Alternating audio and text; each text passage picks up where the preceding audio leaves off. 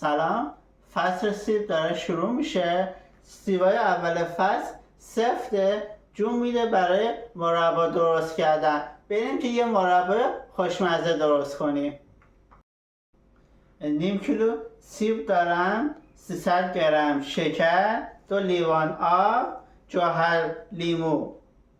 میخوام سیبامو خورد بکنم. یه ظرف آب میارم، یه نوک قاشق جوهر لیمو اضافه میکنم، سیبامو حبه‌ای خورد میکنم، میریزم توی ظرف آبم که سیاه نشه. سیبامونو پوست کندیم، حبه کردیم.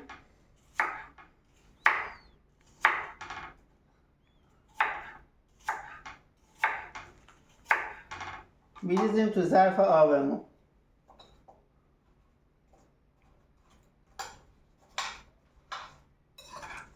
زیر ظرفمون رو روشن کردیم. 2 لیوان آبمون رو میریزیم. شکرمون رو اضافه میکنیم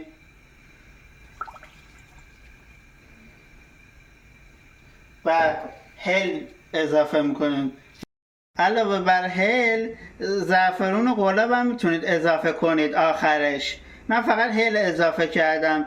میذاریم آب جوش بیاد، شکر حل بشه، بعد سیبا رو اضافه میکنیم.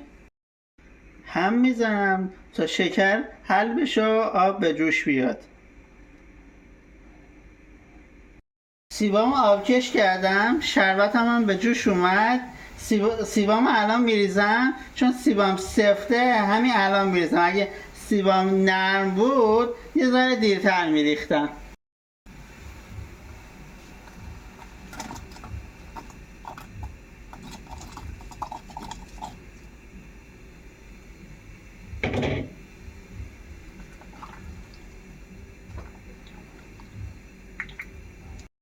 زیرشو کم میکنم تا شربت قوام بیاد.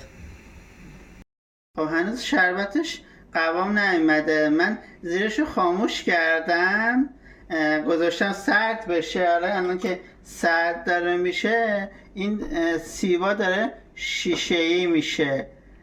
بهش جوهر لیمو اضافه میکنم، یه ذره زیرشو روشن میکنم، یه قلی بزنه دیگه آماده است.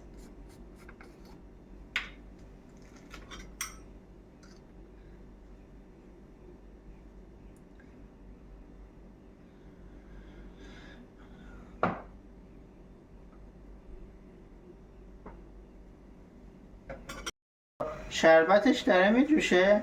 2 دقیقه اینطوری بجوشه آماده است. مربامو آماده است. خاموشش میکنیم. بعدش که سرد شد میریزیم توی ظرف. مربای سیبمون آماده شد. امیدوارم که شما هم درست کنید و نوش جان کنید.